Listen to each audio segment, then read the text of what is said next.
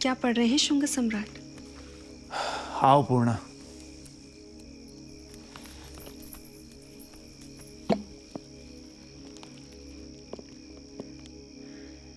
अर्थशास्त्र और मनुस्मृति एक साथ? मन में क्या चल रहा है? तथागत ठीक ही कहते हैं, जीवन क्षणभंगुर है। यह ज्ञान आज कैसे हुआ?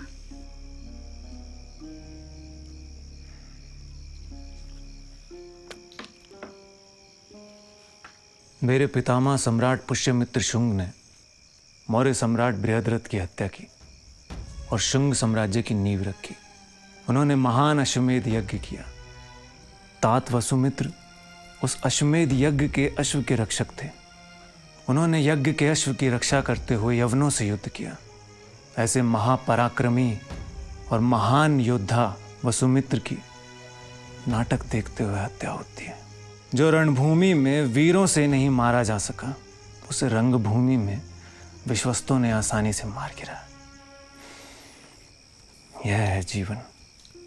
एक राजा अपनी पत्नी से भी सावधान रहने को विवश है।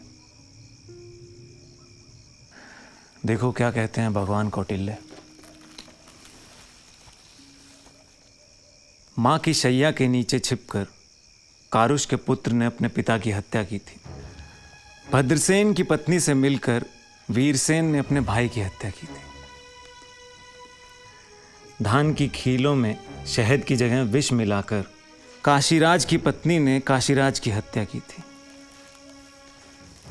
विष बुझे नुपुर से राजा वैरंत्य को, विष बुझी करधनी से राजा सौवीर को, विष बुझी दर्पण से राजा जालूत की पत्नी, और वेणी में शस्त्र छिपाकर विडूरत की रानियों ने अपने पतियों की हत्या की थी। राजा को शैया, आभूषण और दर्पण से भी सावधान रहना चाहिए। यह है जीवन की क्षणभंगुरता, जैसे पानी का बुलबुला। वेदों के अनुयायी आज बुद्ध के अनुयायियों की तरह बात करने लगे। पूर्णा, सत्य एक ही है। वेद और बुद्ध दर्शन दोनों उसी तक पहुंचने के दो मार्ग हैं। क्या वेदांत के महान प्रवक्ता याज्ञवल्क्य को बुद्ध धर्म के अनुयायी प्रच्छन्न बौद्ध नहीं कहते? तुम तो बुद्ध के अनुयायी हो। वेदों से तुम जो चाहे निकालना चाहो निकाल दो, तो जो बचता है क्या वह बौद्ध दर्शन नहीं है? मैं तो यही मानता हूं कि जो धर्म में स्थित है वह धार्मिक है, और जो अधर्म में लिप्त है वह अधार्मिक है। मेरे लिए ब्राह्मण और बौद्ध में कोई अंतर नहीं है। एक बात बरसों से पूछना चाहती थी, क्षमा करे तो पूछूं? पूछो। यदि बौद्ध और ब्राह्मण में अंतर नहीं है, तो प्रपितामह पुष्यमित्र ने बृहदत्त को क्यों मारा? क्या सेनापति पुष्यमित्र शुंग बौद्धों से द्वेष नहीं करते थे?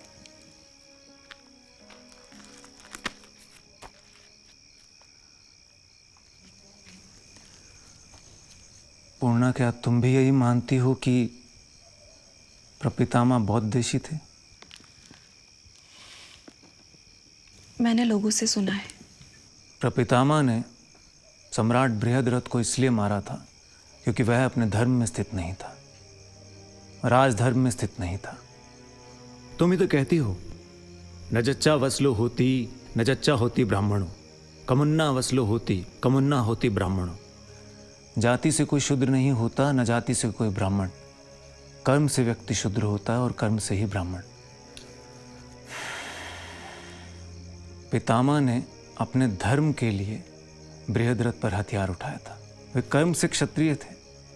यदि वे प्रतिज्ञा दुर्बल बृहद्रथ पर हथियार ना उठाते तो वो अपने धर्म का उल्लंघन करते। प्रतिज्ञा दुर्बल? पूर्णा, मैंने कभी नहीं सोचा था कि मैं इस तरह पितामह का स्मरण तुम्हारे साथ करूंगा। भारत को संगठित करने वाले महाराज चंद्रगुप्त का भारत खंडित हो रहा था। देवा नाम प्रियदर्शी अशोक के उत्तराधिकारी चुप थे। प्रजा की रक्षा करना, राष्ट्र की रक्षा करना, उसके सम्मान की रक्षा करना एक राजा की प्रतिज्ञा होती है। परंतु उत्तरोत्तर भारत को निर्बल शासक मिले और सम्राट बृहद्रथ तो और भी ज्यादा प्रतिज्ञा दुर्बल निकला।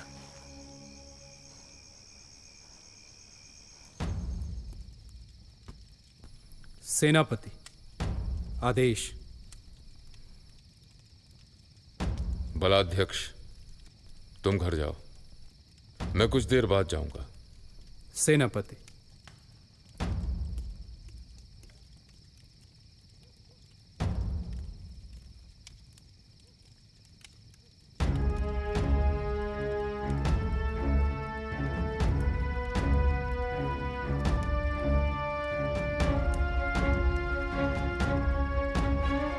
सम्राट, महाराज चंद्रगुप्त ने यवनों को भारत से बाहर खदेड़ दिया था। उनके रहते किसी की हिम्मत नहीं थी कि भारत की ओर आंख उठाकर देखे। सम्राट अशोक ने कलिंग विजय की। उनके जीते जी किसी का साहस नहीं हुआ कि सुई की नोक के बराबर भारत की भूमि पर अपना अधिकार करे। आज छोटे छोटे यवन सेनापति और सैनिक सागल और गांधार में भारत की छाती पर बैठकर मूंग दल रहे हैं, लेकिन मगध चुप है। कलिंग मगध के हाथों से निकल चुका है। सातवाहन ताल ठोक रहे हैं। सेनापति, मौर्य साम्राज्य में अभी रण की नहीं, धर्म की भेरी बजती है। सम्राट, मैं मगध का योद्धा हूं। अपने राष्ट्र और अपने स्वामी की रक्षा के लिए तलवार सिरहाने रखकर सोता हूं। भारत की कण कण भूमि के लिए कण कण मिटने को तैयार रहना मेरा धर्म है। इसीलिए मेरे पुरखों ने एक हाथ में शास्त्र और दूसरे में शस्त्र लिया। सिर्फ राज सेवा में रहने के लिए। आपको कर्ण प्रिय लगे वही नहीं कहना चाहता। मैं अप्रिय सुनने के लिए तैयार हूं सेनापति। सम्राट, आपको शस्त्र सज्ज होकर शत्रुओं को चुनौती देनी चाहिए। प्रजा को यह विश्वास दिलाना चाहिए कि उनका सम्राट प्रतिज्ञा दुर्बल नहीं है। यानी आपने राष्ट्र की रक्षा और राष्ट्र के शत्रुओं का नाश करने की प्रतिज्ञा ली है। क्या मैंने उसमें दुर्बलता दिखाई है? मगध यवनों से भारत की रक्षा नहीं कर रहा है सम्राट।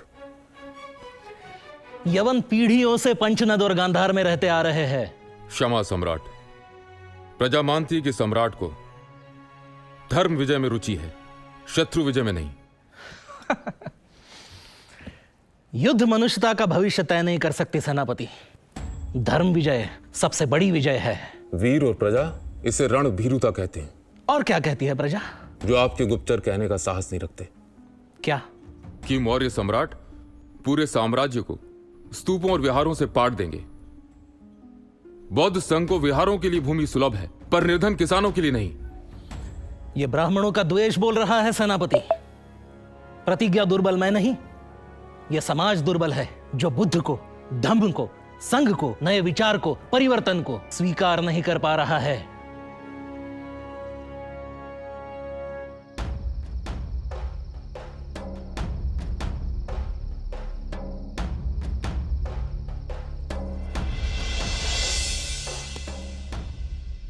दिमित्रियस गांधार में बैठा नहीं रहेगा। यवन आज नहीं तो कल गंगा पार करेंगे।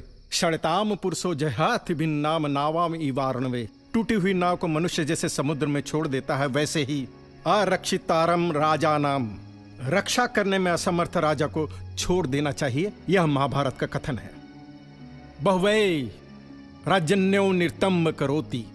राजा बहुत अधिक असत्य का आचरण करते हैं, ये मैं नहीं, ब्राह्मण ग्रंथ कहते हैं।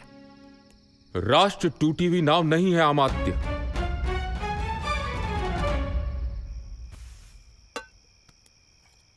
वसुदेव, प्रपितामह को कुछ चाहिए तो नहीं? हाँ। सेनापति की तबीयत तो ठीक है? कुछ दिनों से पिता अनमने से दिखाई दे रहे हैं। आपने कारण नहीं पूछा? पिता ने उत्तर नहीं दिया। सेनापति से बलाध्यक्ष पूछ नहीं सकता। कभी कभी राज सेवा भी पिता पुत्र के बीच आ खड़ी होती है।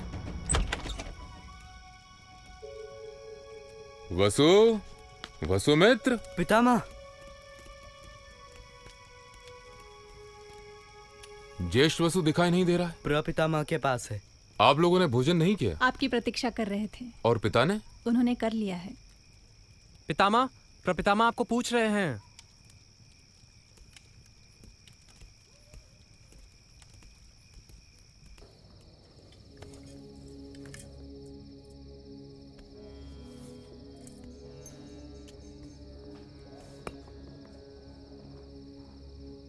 बलाध्यक्ष, मगध के भूतपूर्व और वर्तमान सेनापति को अकेले छोड़ दो।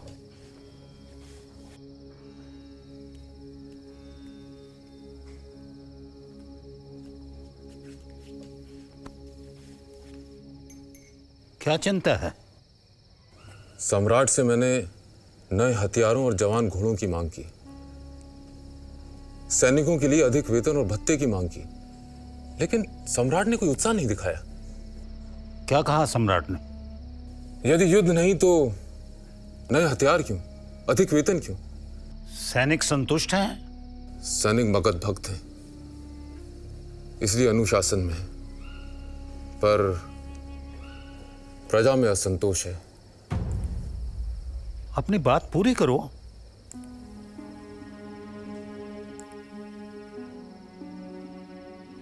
सेना से पहले बौद्ध संघ है, सैनिकों से पहले बौद्ध भिक्षु हैं।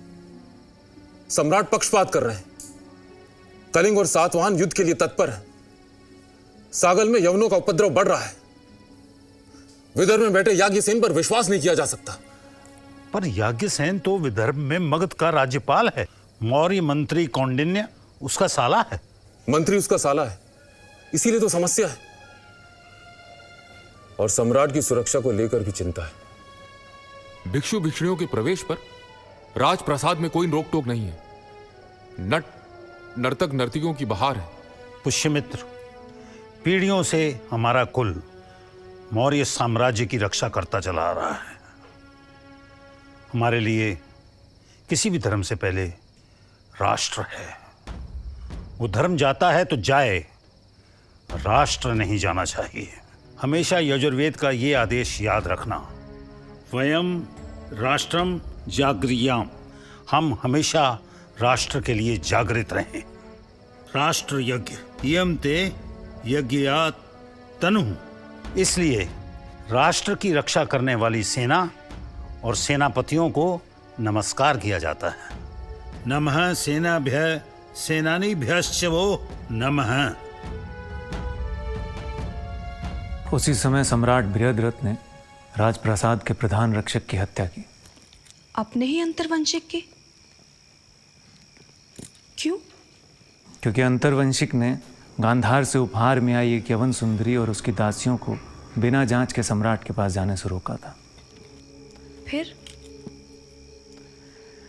तब बृहद्रथ ने पितामह अग्निमित्र को अपना अंतर्वंशिक और प्रधान अंगरक्षक नियुक्त किया।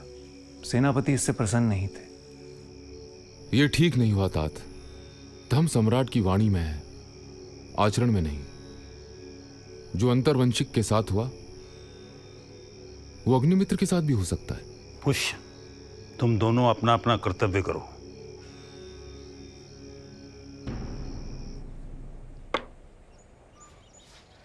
सम्राट ने बड़ा ही साहसिक कदम उठाया है। कौंडिन्य, अग्निमित्र अभेद्य कवच है। पिता पुत्र दोनों स्वामी भक्त है। अब मैं भीतर और बाहर दोनों ओर से सुरक्षित हूं।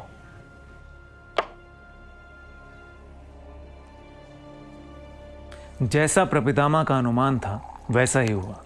विदर्भ में याज्ञसेन ने विद्रोह किया और स्वयं को विदर्भ का राजा घोषित कर दिया।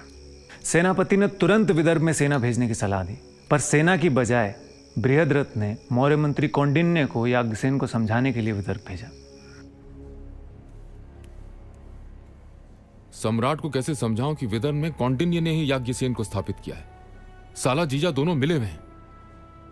फिर वह हुआ जिसकी पितामह ने भी कल्पना नहीं की थी। उस दिन पाटलिपुत्र में सेना का संचालन था। मगध के वीर सैनिक सम्राट बृहद्रथ का अभिवंदन करने वाले थे। सेना धूप में खड़ी थी। प्रपितामह बार बार संदेश भेज रहे थे, मगर सम्राट बृहद्रथ नहीं आ रहे थे। जिसकी सेना प्रतीक्षा कर रही थी, उसका सम्राट यवन नर्तकियों का नृत्य देख रहा था।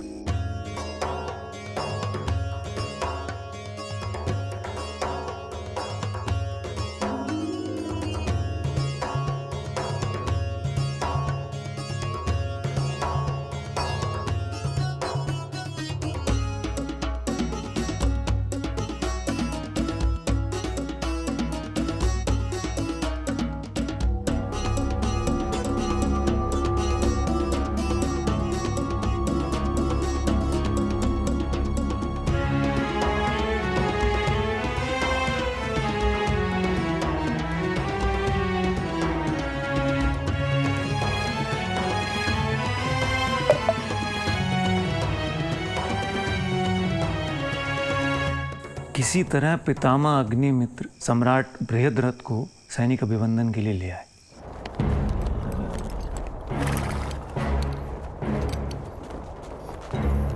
सेनापति, इन सैनिकों के लिए तुम मुझसे अधिक वेतन और हथियार मांग रहे थे? इनके लिए?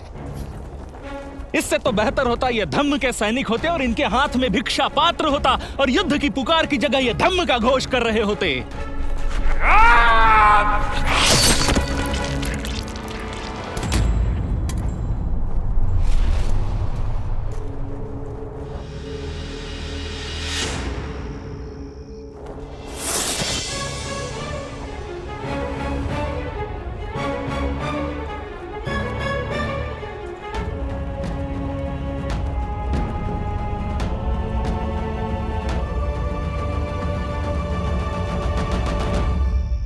एक क्षण के लिए किसी को कुछ समझ नहीं आया कि क्या हुआ। अब तात पितामह ने सम्राट बृहद्रथ की हत्या कर दी। अब तात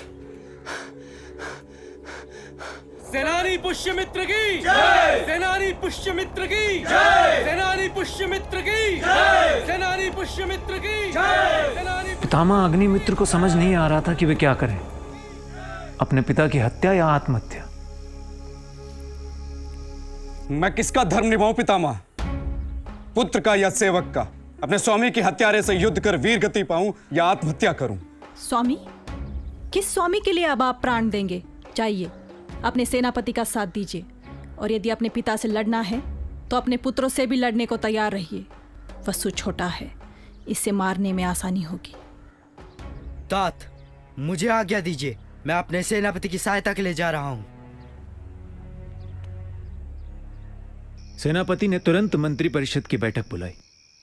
राष्ट्र के लिए प्राण देने वाले सैनिकों का अपमान करने वाले राजा की मैंने हत्या की है, मुझे उसका दंड दिया जाए और मंत्री परिषद जिसे योग्य समझे उसे मगध का सम्राट नियुक्त करे।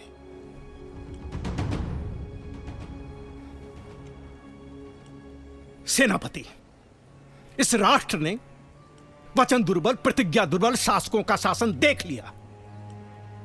इस राष्ट्र को ऐसे शासक की जरूरत है जो राजधर्म का निर्वाह कर सके।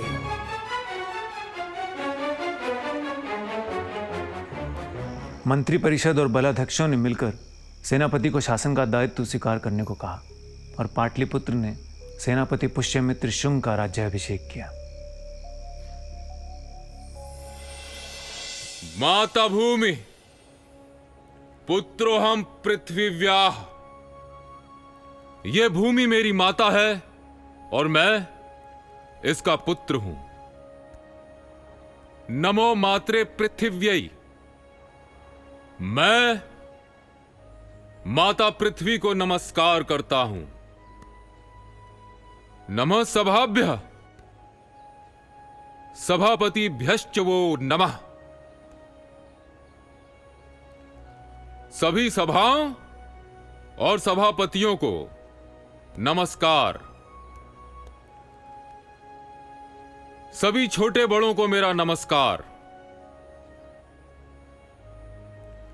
नमस्तक्षभ्यो रथकारेभ्यश्च वो नमः नमः। कुलालेभ्य कर्मारेभ्यश्च वो नमः।